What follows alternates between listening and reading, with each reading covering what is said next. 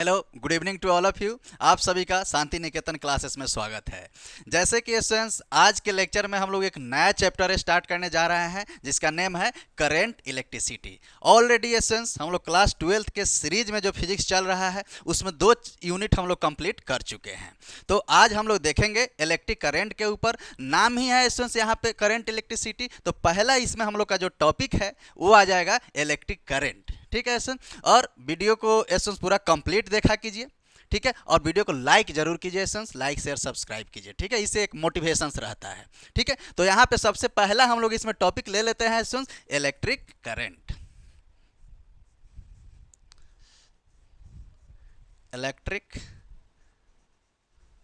Current यानी सबसे पहला, जब कोई भी एसेंस, अब नेम से ही करंट इलेक्ट्रिसिटी है, तो सबसे पहले हम लोग जानेंगे what is the basic principle of electric current, यानी करंट का बेसिक प्रिंसिपल क्या होता है। और इस लेक्चर्स में हम उस सारे बेसिक्स को जो है डिस्कस कर देंगे एसेंस, साथ में साथ जो है कुछ इस पर न्यूमेरिकल भी आपको बता देंगे। यानी ये पूरा कंप्लीट लेक्चर्स रहेगा, तो इसको आप कंप्लीट देखिए एसेंस, पूरा फुल लेक्चर देखिए और इंजॉय कीजिए इसका। ठीक है, तो देखिए एसेंस, इलेक्ट्रिक करेंट्स को समझने के लिए सबसे पहले एक डायग्राम ले लेते हैं। डायग्राम बनाते हैं, इससे कोई कंडक्टर मटेरियल ले लेते हैं जिसमें करंट्स का फ्लो होता है।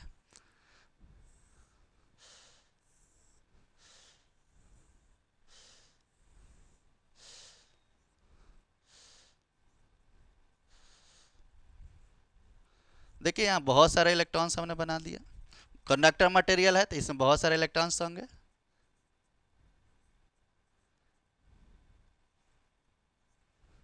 ठीक है, अब देखिए इसको इस तरीके से, थोड़ा सा आपको यहाँ से डायरेक्शन भी पता चल जाएगा, पॉजिटिव नेगेटिव, इस तरीके से। ठीक है, अब देखिए यहाँ पे बहुत सारे इलेक्ट्रॉन्स कंडक्टर मटेरियल में है, तो ये कोई कंडक्टर है। ठीक है, तो ये सारा इलेक्ट्रॉन्स का जो डायरेक्शंस होगा कुछ एक इस डायरेक्शंस में इसका जो है, देखिए ये सब इलेक्ट्रॉन्स का डायरेक्शंस ये हो गया, क्योंकि देखिए ये सारे इलेक्ट्रॉन्स पे चार्ज नेगेटिव है, तो कहाँ पॉजिटिव टर्मिनल की तरफ क्या होंगे, अट्रैक्ट होंगे, यानी सारे इलेक्ट्रॉन्स इस तरीके से जाएंगे। देखिए सर,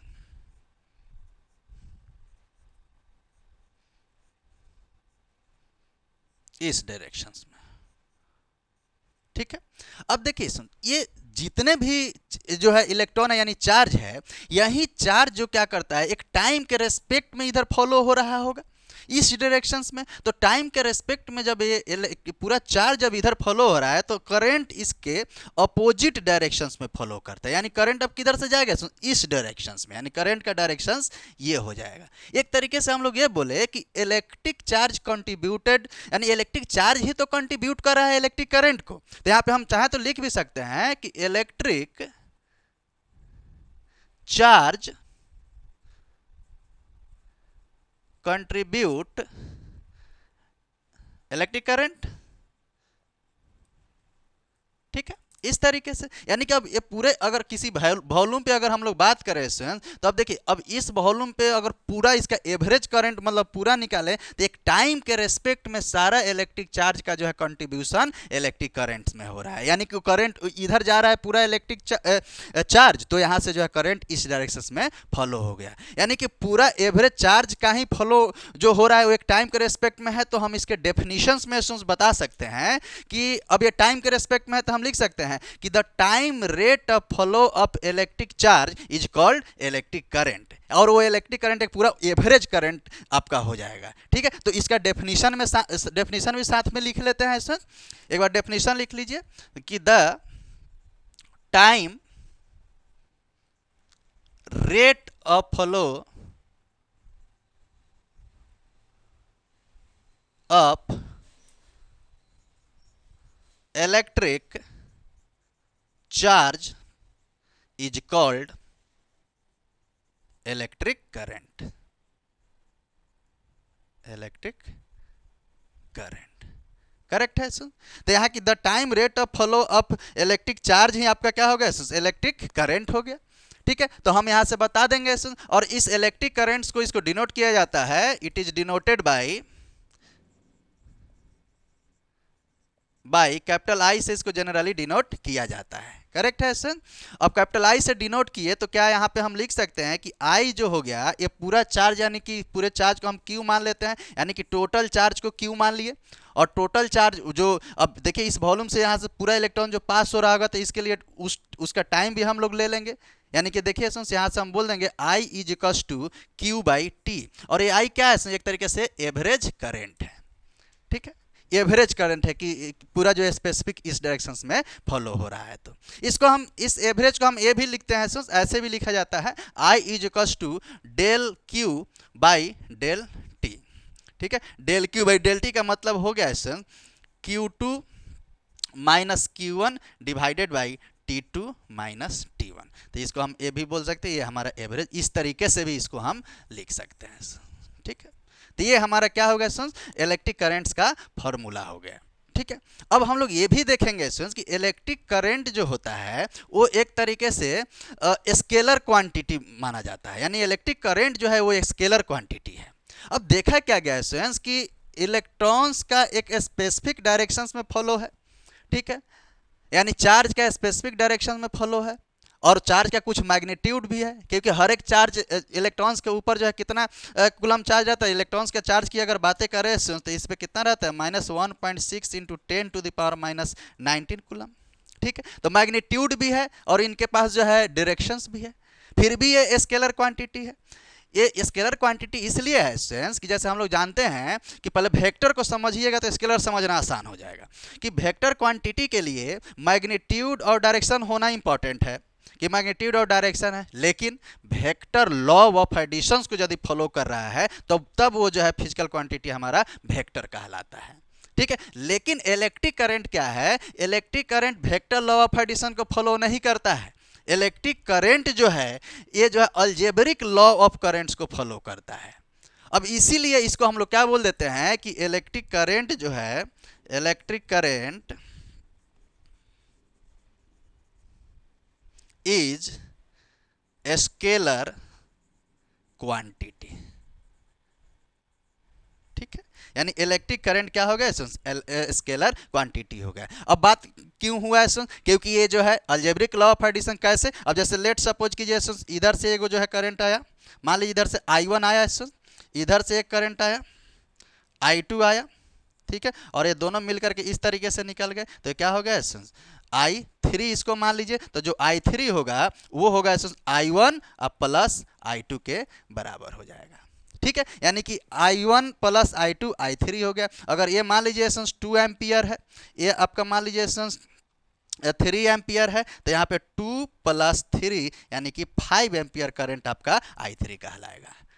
यानी कि अब देखिए ना, अगर वेक्टर लॉ होता तो इसका वेक्टर के तरीके से एडिशन होता, लेकिन ये तो सीधा जो है अलजेब्रिक की तरह एडिशन हो गया। यानी कि हम लिख सकते हैं ये स्केलर क्वांटिटी है और इलेक्ट्रिक करंट फ्लो, ऐसे लाइन बाई पॉइंट लिख लेना है, इलेक्ट्रिक करंट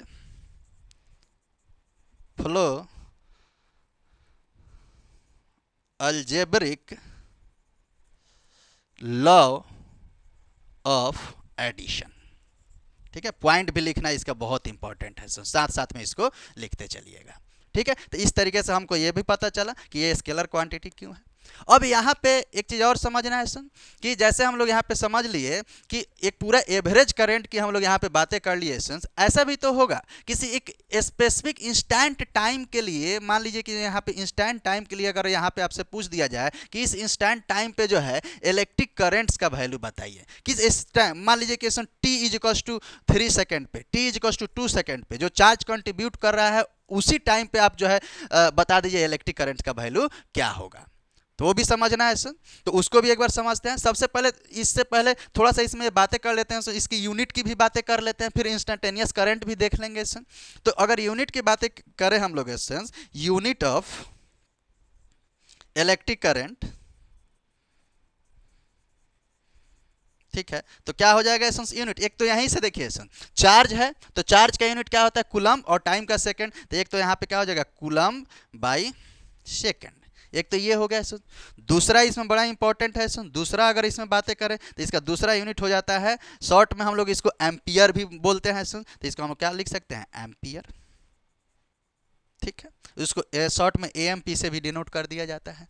ठीक है, इसका ऐसे एक और देखिएगा, ये सब एसआई यूनिट है इसका एसेंस। एक और देख लीजिएगा एसेंस, तो ये हो जाएगा, एक और होता है स्टेट एम्पियर।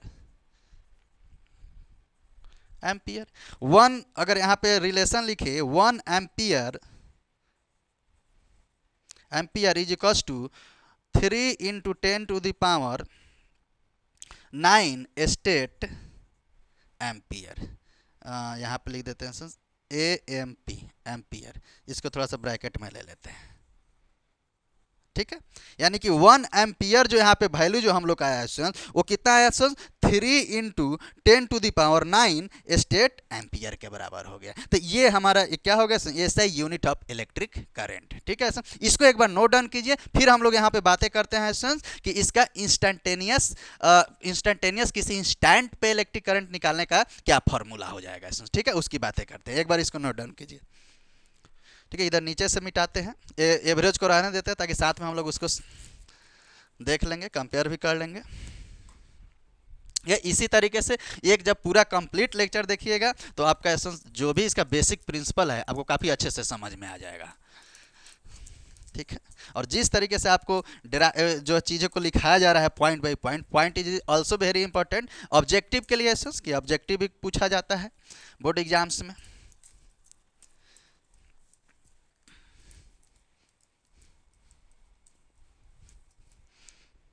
ठीक है, अब देखते हैं एसेंस यहाँ पे इंस्टेंटेनियस करंट किसी फिक्स इंस्टेंट पे। तो इंस्टेंटेनियस करंट जो होता है एसेंस INS, ये होता है DQ बाई, यानी DQ क्या है एसेंस, स्मॉल चार्ज है जो कैरिज होता है किसमें एसेंस, एक स्मॉल यानी गिवन इंस्टेंट टाइम पे जो है, यानी कि DQ बाई DT। तो ये हमारा हो गया एसेंस इंस्टेंटेनियस करंट। अब किसी भी इंस्टेंट पे, अब इस पे हम लोग न्यूमेरिकल भी एक लेकर के सॉल्व करके देख लेंगे कि अगर मान लीजिए अभी जैसे हमने बताया कि T इज इक्वल्स टू जैसे 2 सेकेंड पे क्या हो जाएगा इंस्टेंटेनियस करंट जो यहाँ पे डिस्ट्रीब्यूटेड हो रहा है इसके लिए, तो उसके लिए भी हम लोग एक बार इसको देख लेंगे। ठीक है, तो इसको भी यहाँ पे क्या कीजिए, नोट डाउन कर लीजिए, काफ़ी इंपॉर्टेंट फॉर्मूला है। ठीक है, एक और इसमें अगर बातें करें तो एक और इलेक्ट्रिक करंट्स का फॉर्मूला अगर इसमें जोड़ दे, ये चार्ज जो होता है ये होता है plus minus n e divided by t, यानी चार्ज क्यू के जगह पे plus minus n e, number of n e by t है। अभी लिख देते हैं कौन क्या है एक बार इसको भी समझ लेते हैं। एन जो है नंबर ऑफ फ्री इलेक्ट्रॉन्स है कंडक्टर में, number of free electron.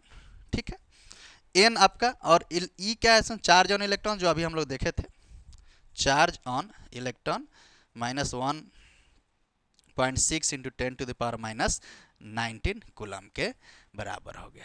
Correct है सर, तो इस तरीके से हम लोग देख लिए कि इस रेस्पेक्ट में भी जो है क्वेश्चन आपसे पूछ लिया जाता है। अब देखिए sir, number of free electrons conductor में बात हुआ तो वही ना इलेक्ट्रॉन्स जो आउटर मोस्ट सेल में जो इलेक्ट्रॉन्स का इसमें ट्रांसफर जो हो रहा होगा उसी के वजह से ना इलेक्ट्रिक करंट हमको अपोजिट डायरेक्शंस में मिलता है। तो यही नंबर ऑफ क्या हो गया, फ्री इलेक्ट्रॉन्स हो गया कंडक्टर मटेरियल के लिए। तो इस रेस्पेक्ट में भी अगर इससे क्वेश्चंस मिले तो आप इससे भी बना सकते हैं। ये कंप्लीट इलेक्ट्रिक करंट का लेक्चर रहेगा। ठीक है, अब इसमें इस पॉइंट्स की हम लोग बातें कर लिए हैं। ठीक है, तो करंट भी डिफरेंट टाइप्स का होता है, फॉलो होता है। जैसे मान लीजिए एक होता है, अभी हम लोग सिर्फ ग्राफ उसका देख लेंगे कि अल्टरनेटिंग करंट। ठीक है, दोनों तीनों देख लेंगे, अल्टरनेटिंग भी होता है एक और डायरेक्ट करंट भी होता है और एक पल्सेटिंग करंट होता है। तीनों का ग्राफ इसमें एक बार देख लेते हैं, एक बार यहाँ तक नोट डाउन कीजिए। ठीक है,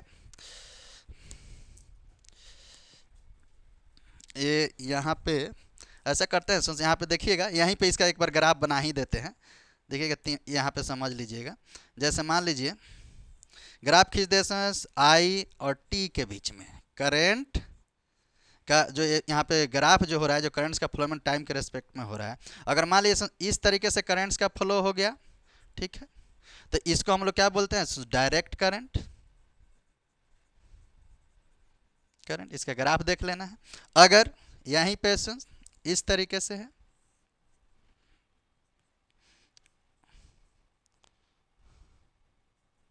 ठीक है, एक पीरियड में जो है देखिए इस तरीके से, ठीक है, तो इसको हम लोग क्या बोल देते हैं, इसका देखिए इसका डायरेक्शन और पीरियोडिक में जो है इसका वो भी चेंज हो रहा है, डायरेक्शन और मैग्नीट्यूड भी चेंज हो रहा है, तो इसको हम लोग बोलते हैं अल्टरनेटिंग करंट।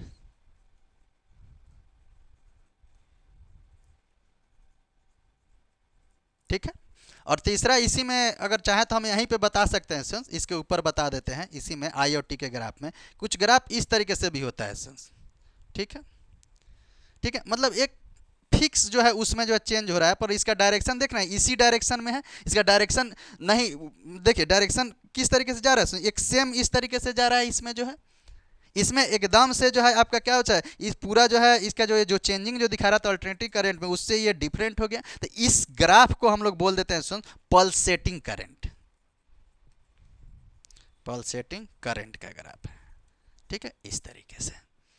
तो ये आप इसका भी ग्राफ देख लिए एक बार जो है। अब इसमें कभी कभी ये भी पूछ देता है 1 एम्पियर करंट्स को कैसे डिफाइन करें। एनसीईआरटी का बड़ी फेवरेट जो है लाइन है कि 1 एम्पियर। अब 1 एम्पियर को यहाँ साइड में देख लीजिए सन, 1 एम्पियर को डिफाइन करने के लिए हम लिख सकते हैं 1 ampere current unit coulomb charge flow in unit second.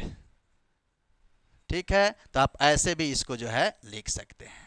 ठीक है, यानी 1 एम्पियर कब होगा, जब 1 कूलम चार्ज का फ्लोमेंट्स किस में होगा, 1 सेकेंड में होगा, तो वो हमारा क्या कहलाएगा, 1 एम्पियर करेंट्स का फ्लोमेंट्स इसमें हो गया। ठीक है, तो यहाँ पे इसका जो हम सारे पॉइंट्स को डिस्कस कर लिए। अब इस पे एक न्यूमेरिकल देखना काफ़ी इंपॉर्टेंट है इंस्टेंटेनियस और एवरेज करंट में। तो एक इस पे न्यूमेरिकल से भी लेते हैं, इस नीचे वाले पोर्शंस को एक बार आप लोग नोट डाउन कीजिए, यहाँ पे जो है इसका एक न्यूमेरिकल लेते हैं। ठीक है,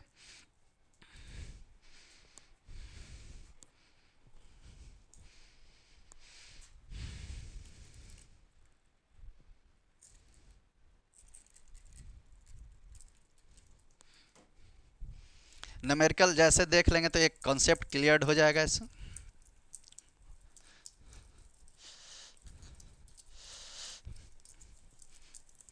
खासकर न्यूमेरिकल सेशंस ऑब्जेक्टिव में भी छोटे छोटे न्यूमेरिकल्स पूछा जाता है, और सब्जेक्टिव में जो शॉर्ट आंसर टाइप है उसमें भी जो है न्यूमेरिकल पूछ लिया जाता है। ठीक है, तो उसी को जो है एक बार हम लोग देख लेते हैं। ठीक है, एक न्यूमेरिकल लेते हैं,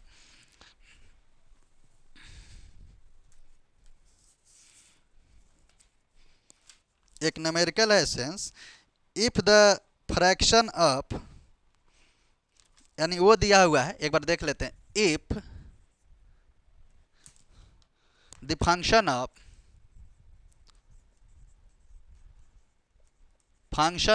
चार्ज, चार्ज का फंक्शन क्यू दिया हुआ है, चार्ज दिया हुआ है t² प्लस 2t प्लस 2, यानी कि ये चार्ज का फंक्शन दिया हुआ है, करेक्ट है। Then find the average current, then find average current, average current direct हम शॉर्ट में लिख देते हैं IAVG, एवरेज करंट निकालना है और इसके लिए टाइम कितना दिया है, from 1 to 2 second, from 1 to 2 second के लिए, करेक्ट है। उसके बाद जो है इसमें एंड इंस्टेंटेनियस करंट पूछ रहा है INS, देखिए इंस्टेंटेनियस करंट को ऐसे लिखते हैं। ठीक है, ये पूछ रहा है इंस्टेंटेनियस कितने के लिए, एट t = 3 सेकेंड के लिए। ये क्वेश्चन है, क्वेश्चन को एक बार जो है पढ़ लीजिए। If the function of charge t² plus 2t plus 2, then find the average current, कितने टाइम के लिए एवरेज है, तो 1 से 2 सेकेंड के लिए, और एक इंस्टेंटेनियस करंट पूछ रहा है एट t = 3 सेकेंड पे। तो साइड में फार्मूला भी लिख लेते हैं। अब जैसे देखिए फार्मूला का यहीं पे सॉल्यूशन में देख लेते हैं। अब देखिए यहाँ पे हम लोग जानते हैं एवरेज करंट के लिए फार्मूला लिखाए थे, क्या लिखाए थे, Q2 minus Q1 divided by T2 minus T1, correct. ये फार्मूला हम लोग देखे थे। अब देखिए ये चार्ज जो है, ये Q2 जो है, ये 2 सेकेंड पे हम लोग देखेंगे इस फंक्शन में रह करके, ये चार्ज Q का फंक्शन दिया हुआ है कि इसका क्या वैल्यू आ रहा है। तो अब Q 2 सेकेंड पे अगर हम लोग बातें करें तो देखिए सब जगह 2 रखिए यहाँ पे, तो 2 का स्क्वायर प्लस 2 × 2 प्लस 2। ठीक है, तो कितना हो गया 4 प्लस 4 प्लस 2, यानी कि 10 कूलम, करेक्ट है। अब उसके बाद जो है एक दूसरा 1 सेकेंड पे देखिए Q 1 सेकेंड पे, तो 1 यहाँ पे रखिए सब जगह तो 1 रखेंगे तो 1 का स्क्वायर प्लस 2 × 1 प्लस 2, तो ये कितना आ गया यहाँ देख लीजिए 1 + 2 यानी कि 5 कूलम। तो देखिए इस ये निकालने के लिए जो जितना सेकंड दिया रहेगा वो 2 पे फाइनल के लिए फाइनल 2 रख करके फंक्शन में निकाले। उसी तरीके से जो है 1 रख करके फंक्शन निकालिए। तो हमको यहाँ पे वैल्यू मिल गया है फाइनल इनिशियल यानी Q2 - Q1 का। तो यहाँ Q2 - Q1 का वैल्यू रखिए। Q2 कितना है 10 कूलम यानी कि 10 डायरेक्ट रख देते हैं और -5 और T2 - T1 यानी कि कितना है फाइनल 2 सेकंड पे है और ये 1 पे है। तो यहाँ क्या रख लेंगे 2 - 1 यानी कि 5 डिवाइडेड बाई 1 यानी कि 5 एम्पियर। यानी कि एवरेज करंट जो है इस फंक्शंस के लिए जो इधर से फॉलो हो रहा होगा सर्किट में वो 5 एम्पियर हो रहा है। ठीक है, तो यहाँ तक हम लोग एवरेज करंट बनाने का तरीका इस तरीके से आप निकालिएगा। ठीक है, उसी तरीके से एवरेज करंट यदि अगर इसमें हम लोग देख लिए तो अब हम लोग क्या देख लेंगे इंस्टेंटेनियस। अब इंस्टेंटेनियस कहने का मतलब एक इंस्टेंट टाइम पे पूछा हुआ है यानी कितने पे 3 सेकंड पे। तो इंस्टेंटेनियस करंट भी देखिए, इंस्टेंटेनियस करंट का फॉर्मूला लिखाया था इसमें, ये होता है dQ/dt। ये dQ/dt कहने का मतलब चार्ज का differentiation with respect to time है। तो थोड़ा सा इसमें डिफरेंशिएशंस का भी कॉन्सेप्ट आता है। ठीक है, अब देखिए अब यहाँ पे क्यू के जगह पे वैल्यू रखिए, पूरा फंक्शन रखिए डी और यहाँ पर रख दीजिए T² + 2T + 2 करेक्ट है। और ये किसके रेस्पेक्ट में डिफरेंशिएट करेंगे टाइम के। तो देखिए टाइम के रेस्पेक्ट में T² का डिफरेंशिएशन जो होता है ये होता है 2T। ठीक है, और 2T पे जो डिफरेंशिएशन होता है तो 2 तो कॉमन हो जाता है और T का डिफरेंशिएशन 1 होता है। तो 2 × 1 और +2 है तो कांस्टेंट का डिफरेंशिएशन 0 के बराबर होता है। तो ये क्या होगा 0 यानी कि एक तरीके से क्या होगा 2T + 2। ठीक है, अब 2T + T टाइम के फंक्शन में आ गया और टाइम 3 सेकंड पे पूछा हुआ है। तो इस पे हम लोग क्या रखेंगे टी के जगह पे 3 से मल्टीप्लाई कर देंगे यानी कि अगर आई इंस्टेंटेनियस यहाँ निकालेंगे दिख रहा है, हाँ ठीक है, आई इंस्टेंटेनियस निकालेंगे तो यहाँ पे हो गया 2 × 3 + 2 यानी क्या होगा 6 + 2 और यहाँ पे वैल्यू क्या आ गया 6 और 2 8 ampere.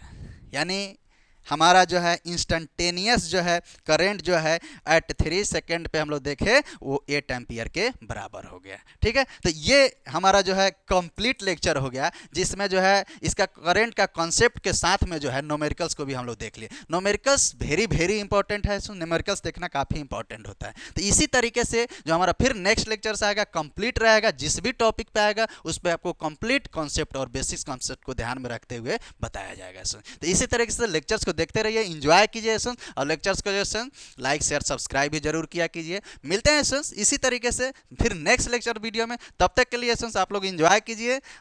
Tata bye bye, see you.